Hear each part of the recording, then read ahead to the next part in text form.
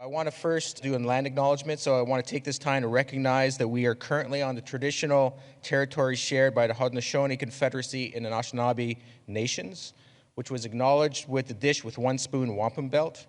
That wampum uses the symbolism of a dish to represent territory, and one spoon to represent that the people are to share the resources and the land and take only what they need. And it's really important to us at the Nexus Initiative to make sure that these issues are continually recognized about our links to the original inhabitants of this land and the fact that we're guests here. So I want to thank all of you for coming, and I want to thank our distinguished panelists and the organizers of this, Drs. Brown and Elliott, who have worked tirelessly over the last several months to pull together a program that reflects some of the aspirations of the Nexus Initiative.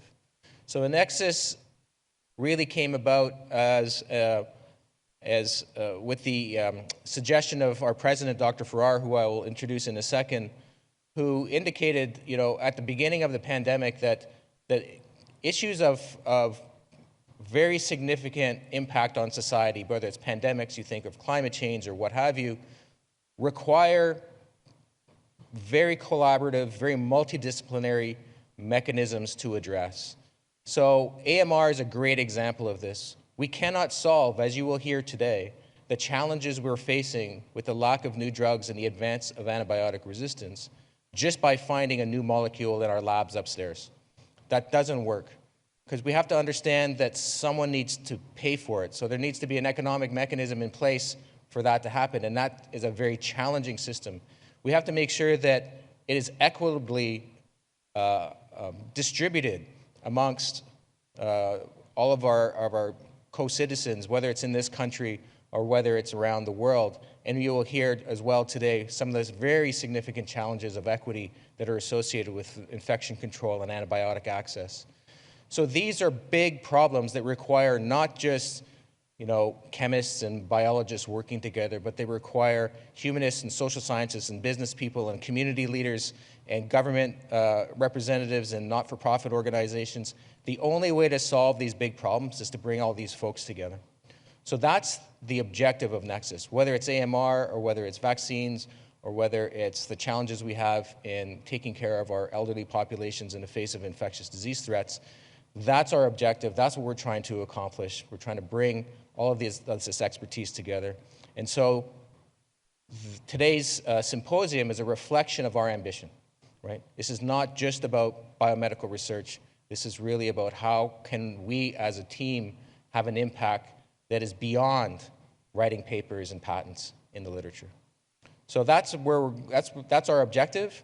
And I want to introduce the president of McMaster University, Dr. David Farrar, to come and give a few opening remarks to start our symposium. Thank you, Gerry, and welcome everyone. Also, I want to thank our colleagues, Marie Elliott and Eric Brown, as Gerry said, for bringing this esteemed group of international and interdisciplinary experts together to take part in this symposium on the critical threat of antimicrobial resistance. The problem with following Gerry is that he says everything that you're about to say, and so I feel like I should almost throw my notes out and just start over.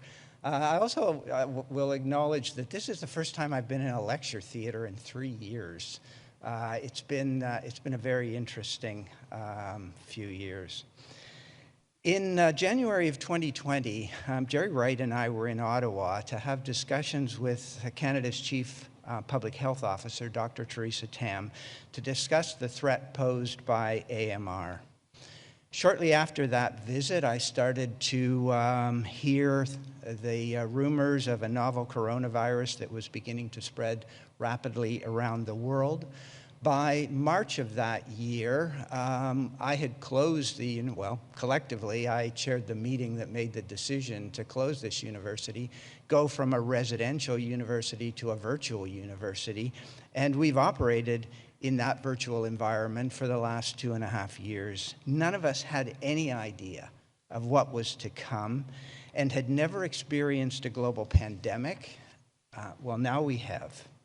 Dr. Wright and many of the infectious disease experts have called AMR the next pandemic. We don't know when it's coming, but it is coming, and COVID-19 has shown us that we need to be ready for it, and we need to understand how to prepare for it. One of the key findings that came out of the COVID-19 pandemic is that the preparation and response to the pandemic must include, but must go far beyond, infectious disease research and the development of therapeutics. Those are critical, but what we've learned is, as Gerry said, pandemics require a broad societal response that considers a diverse range of issues, the spread of misinformation, supply chain disruptions, the impact on vulnerable populations and those living in long-term care who are particularly affected, and the inequalities of access to life-saving therapeutics and care. This means we need researchers from all disciplines working collaboratively and bringing their expertise and perspective to solve global health threats. In 2020, as Gerry said, we started conversations about Canada's Global Nexus for Pandemics and Biological Threats, an interdisciplinary group of researchers from across campus and around the world that would help us prepare for these biological threats, these global threats, and AMR is a core pillar. I'm particularly pleased to welcome a wide range of experts here today to discuss everything from antibiotic drug discovery and economics in AMR to the impact of AMR on Indigenous communities and on refugee camps. In addition to infectious disease and health researchers that are here today, I especially want to welcome the faculty, graduate students, and postdoctoral fellows from areas outside of the health sciences. I hope that today's symposium will provide the opportunity for learning and discussion with colleagues from across campus and inspire you to become interested in AMR and bring your expertise to AMR. Welcome to the symposium. So thank you very much, President Farrar, for those opening remarks and for your tireless support for this initiative and the challenges that we've been facing over the last 2 years, as you pointed out. So it is my distinct pleasure to introduce Dr. Marie Elliott to introduce our first series of speakers. Dr. Elliott, of course, is known to most of you as an outstanding researcher in actinomycete biology. She's the discoverer, her team is the discoverer of a brand new mechanism by which bacteria can actually move and interact with their environment. People think that bacteria are boring. They are absolutely not. They have all major wonderful things to teach us. And of course, on top of that, she's also chair of the Department of Biology. So she's really quite a remarkable asset that we have at McMaster. So Marie, please come to the podium and take over.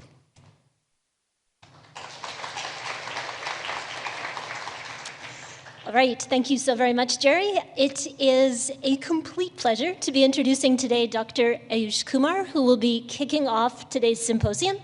So Dr. Kumar comes to us from the University of Manitoba, where he is a microbiologist and a professor, as well as the director or the Associate Dean of Strategic Initiatives in the Faculty of Science at the University of Manitoba, as well as being the former president of the Canadian Society of Microbiologists, and the current chair of the CSM's Equity, Diversity, and Inclusion Committee. Dr. Kumar has a long-standing interest in antimicrobial resistance and has been doing some amazing work in and around, or with a particular focus on efflux pumps in gram-negative bacteria. More recently, his group has been active in resistance surveillance, working in collaboration with First Nation groups in Manitoba to understand the scope of these issues and understanding more about AMR and the effects and the pervasive nature of these within these Indigenous communities. And I look forward to hearing more about this today. Dr. Kumar.